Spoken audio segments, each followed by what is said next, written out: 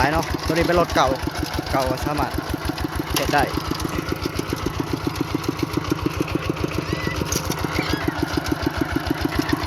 ตอนกับเลี้ยวเขาก็ลงยางเนาะ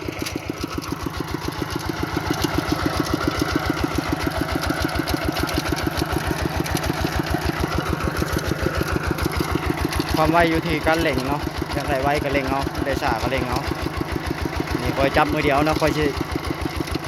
ถ่ายช้าๆให้เบิ่งเดี๋ยวเราสิพาไปหาเอาใหม่เหยียบตอนไถนาแบบบ่ได้ยางขี่ไปเลยเอาเบิ่งว่าเขาสิเอาใหม่ยัง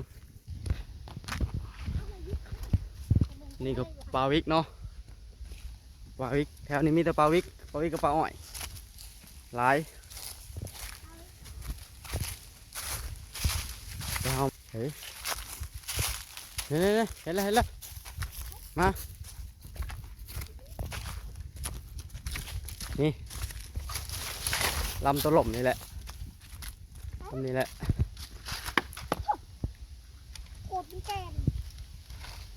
นี่เขาได้แล้วเนาะไม้วิกแต่ว่าไม้วิกตายเนาะไม้วิกตายแล้วเขาเอาได้เนาะถ้าไม้วิกเป็นนี่เขาบ่ให้ตัดถ้าทันเขาปรับไม้แต่ว่าตัวนี้มันตายแล้วเนาะมันหล่มเดี๋ยวเขาสิตัดเอาเลย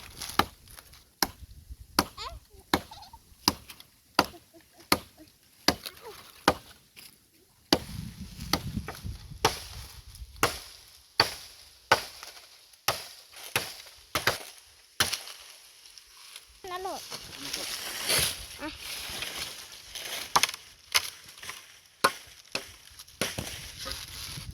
เห็ดอาสงคันโหลด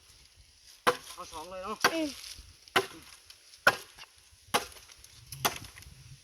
เอามาให้อีเปาะเลยอันหนึ่งเนี่ยหลังจากที่เราได้แล้วเนาะเราก็สิแบกเมื่อบานแบกเมื่อเห็ดเนาะอุปกรณ์ไถนาเราเอาไม้วิกตายเนาะไม้วิกที่มันหล่มแล้วเนาะ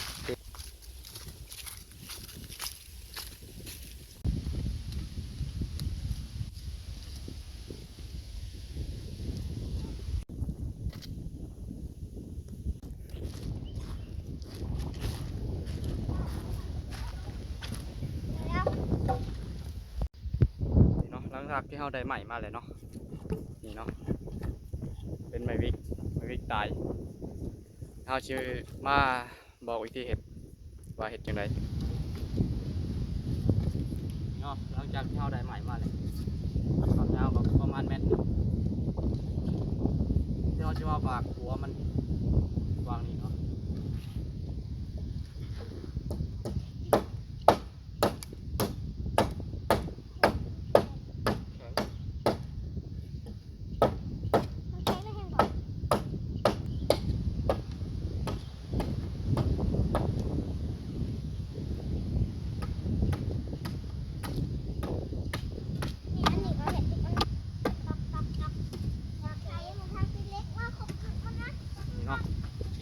จากที่เราบางมันจะเป็นแบบนี้แต่ว่านี่ความยาวมันน่าจะยาวเกินไปเนาะยาวประมาณ70 เซนเนาะ70-80 เซนนี่แหละโอ้ยเขายาวไปไหนมันเหลี่ยวยาก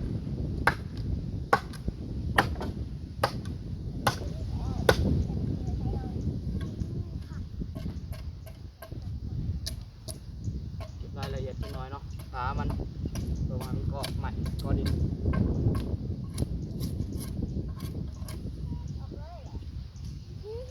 แต่ว่าด่านที่เราจะเหยียบนี่เอาต้องทางให้มันเป๊ะเนาะ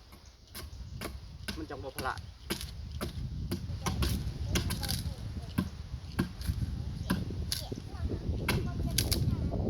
แข็ง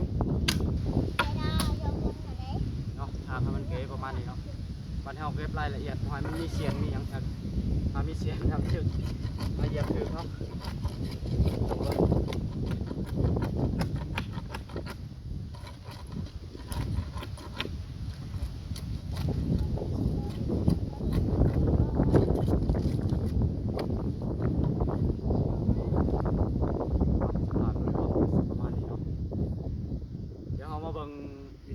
ตั้งใช้รถเนาะว่าสิเป็นอะไร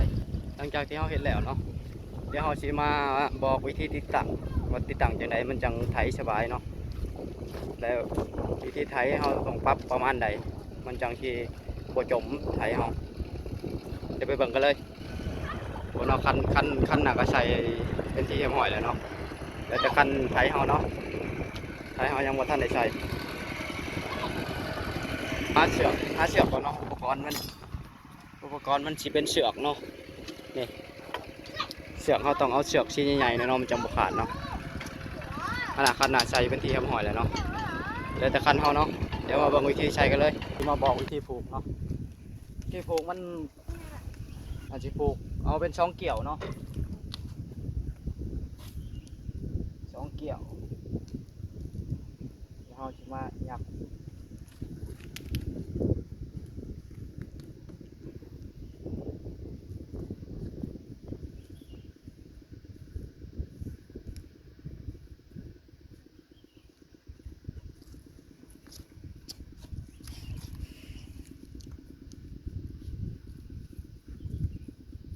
นี่เนาะผูกช่องเกี่ยวแล้วเรามาหัดทางเทิงให้เป็นแบบนี้เนาะเราจะจัดเส้นตัวนี้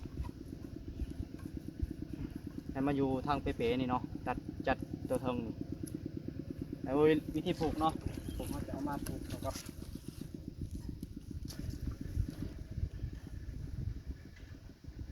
เอาผูกแล้วเนาะเดี๋ยวเราจะมาให้เบิ่งนี่เนาะวิธีติดตั้งไถเหยียบของเราก็เนาะนี่ลองขึ้นเหยียบให้เพิ่นลองดูขึ้นเหยียบได้นะเวลาไถเราก็จะเหยียบประมาณนี้เนาะแต่มาเบิ่งวิธีผูกเนาะทางหน้าเราสิผูกติดกับอันปรับพันหน้าเนาะปรับขึ้นปรับลงนี่เราสิผูกลักษณะนี้เนาะผูกให้เสร็จชนเชือกตัวนี้หันอยู่ทางเทิงเนาะให้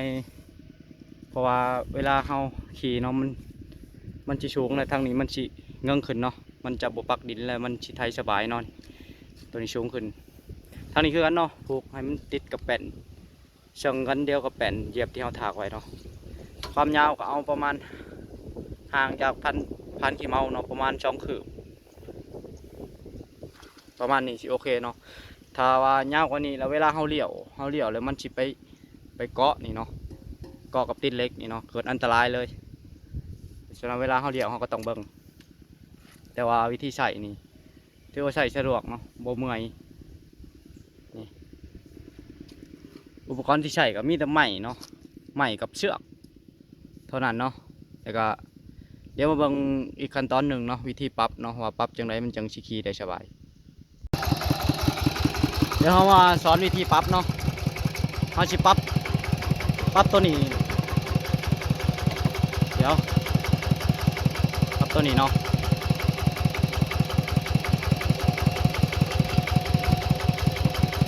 ปรับตัวนี้ให้ชี้แข็งๆเนี่ยเนาะให้ชี้แบบ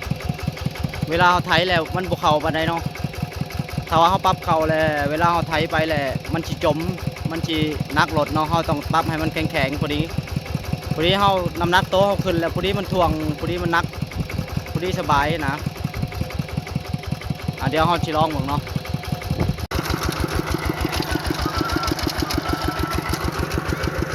สบายเนาะตัวนี้เป็นรถเก่าสามารถเก็บได้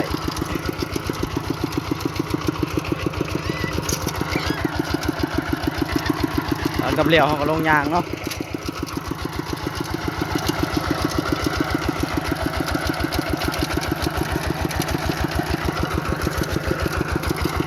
ความไวอยู่ที่การเล็งเนาะอยากได้ไวก็เล็งเอาได้ช้าก็เล็งเอานี่คอยจับมือเดียวนะคอยสิถ่ายช้าๆให้เบิ่ง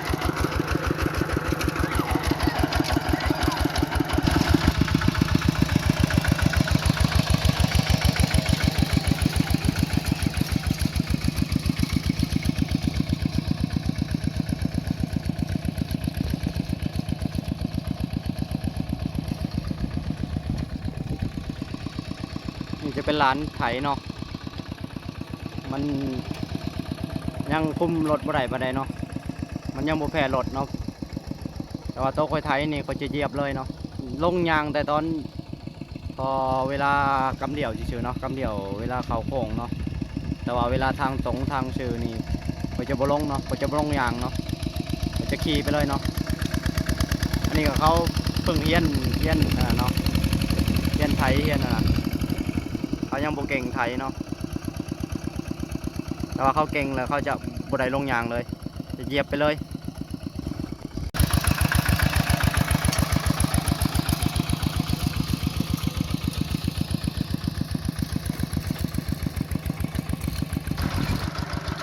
นะ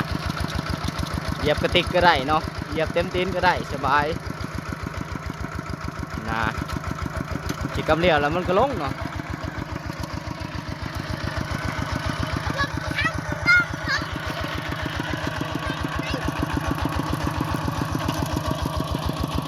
กำเลียวแล้วก็ขึ้นต่อเนาะเวลามันงัดกับกระติกเอาหนังเอาก็ได้เนาะทีนี้ซ้ำเป็นของเล่นเล็กหน่อยเนาะทีซ้ำเป็นของเล่นเลยแต่ยังใครกว่ายางอยู่แต่ว่าเป็นให้หน้าหน่อยได้ลองดูถ้าให้หน้าใหญ่ในยางเอาเลยเลยโบกเมื่อยเนาะ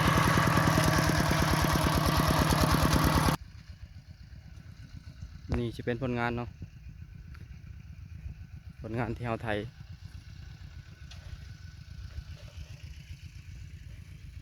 ได้ลายเติมเยอะพุ่นนา2 เฮกตาร์เนาะไทยมือปลายเนาะมือหนึ่งกับเครื่องหนึ่งเนาะมือช่ำตอนเช้าก็คือสิแล้วแหละเอาไทยบ่ได้เมาเนาะไทย9 โมง 10 โมงก็เช้าเลยแดดแต่ว่าตอนค่ำนี่เขาเลิกเขาลง3 โมง 4 โมงเลยเนาะเขาก็เลิกค่ำเอามันเย็นไทยตอนค่ำยังไทยอยู่เนาะเขาร้านไทยเนาะโฟมเพียนไทยผลงานก็สิประมาณนี้เนาะใครสนใจเอาไปเห็ดเอาไปดัดแปลงเห็ดก็ได้เนาะเห็ดง่ายๆเนาะโมยะผลงานก็ถือว่าโอเคเนาะ